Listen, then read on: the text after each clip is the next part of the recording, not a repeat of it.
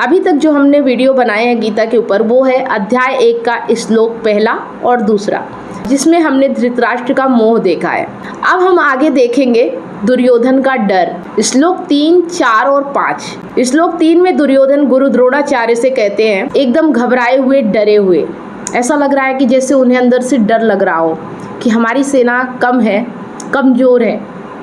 तो वो सामने वाली सेना की तारीफ करते हैं या उसके ताकत की बातें अपने गुरु द्रोणाचार्य से करते हैं। हे आचार्य, देखो पांडवों की इस बड़ी सेना को, जो कि तुम्हारे बुद्धिमान शिष्य द्रुपद पुत्र धृष्टद्युम्न द्वारा संचालित की गई है। श्लोक 4 में इस सेना में कई वीर योद्धा है जो युद्ध में भीम और अर्जुन के समान महान धनुर्धर हैं। इनमें युयुधान, विराट और महान रथी द्रुपद है। श्लोक 5, इसके अलावा धृष्टकेतु, चेकितान, काशीराज, वीरवान, पुरजित, कुंती भोज और श्रेष्ठ पुरुष सैव्य भी है। यहाँ पे दुर्योधन गुरु द्रोणाचार्य के सामने विपरीत पक्ष की सेना का वर्णन करते हैं, उनके नाम गिना रहे हैं कि कौन कौन महान योद्धा है जो अर्जुन के समान ही धनुर्धर हैं। तो इन श्लोकों से हमें यह समझ में आता है कि जब हम गलत रास्ते पे होते हैं, जब हम गलत के साथ होते हैं, तो हमारे अंदर डर बना हुआ रहता है। हम बाहर से कितनी भी हिम्मत दिखाते हैं, लेकिन अंदर भय होता है कि कहीं सामने वाली सेना हम पे भारी ना पड़ जाए। तो एक तरह से ये भी है, और दूसरी तरह से ये भी है कि जब हम किसी से लड़ाई लड़ने जाते हैं तो कभी भी सामने वाली सेना को छोटा नहीं समझना चाहिए, हमेशा उसे अपने से ज़्यादा आंकना चाहिए और उसका सामना करने के लिए खुद भी तैयारी करके रखना चाहिए।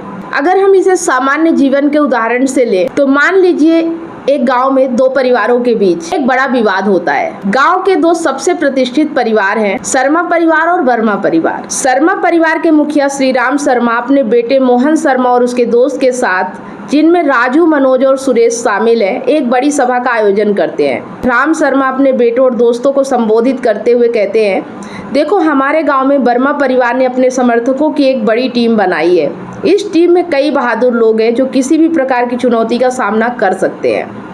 हमें उनके खिलाफ खड़ा होने के लिए अपनी पूरी ताकत लगानी होगी। राम शर्मा अपने बेटे मोहन की तरफ इशारा करते हुए कहते हैं, मोहन, तुमने अपनी बुद्धिमानी और ताकत से हमारी टीम को बहुत अच्छे से संगठित किया है। अब हमें एकजुट होकर वर्मा परिवार का सामना करना होगा। इस कहानी के माध्यम से हमें यह समझाया जा सकता है कि महाभारत युद्ध में भी दुर्योधन अपने गुरु द्रोणाचार्य को बताते हैं कि पांडवों की सेना में कितने वीर योद्धा शामिल है और वे सब कितने संगठित और ताकतवर है। इस प्रकार यह एक सामान्य जीवन का उदाहरण है जिसमें विभिन्न पक्ष अपनी शक्तियों और रणनीतियों के माध्यम से एक दूसरे का सामना करने के लिए तैयार रहते हैं। तो ये महाभारत की जो कहानी है ना, ये हमारे जीवन में भी बहुत उपयोगी है।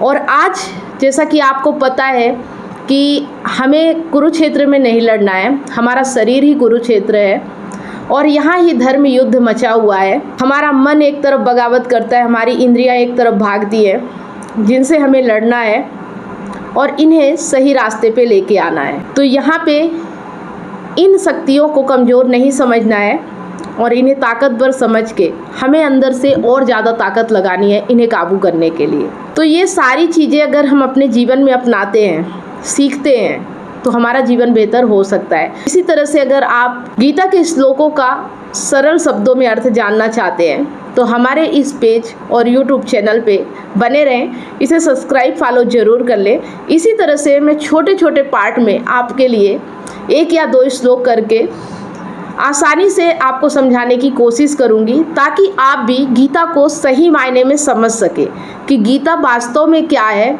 और हमारे लिए ज़रूरी क्यों है। तो मिलते हैं नेक्स्ट वीडियो में, तब तक आप सभी लोगों को बहुत बहुत धन्यवाद।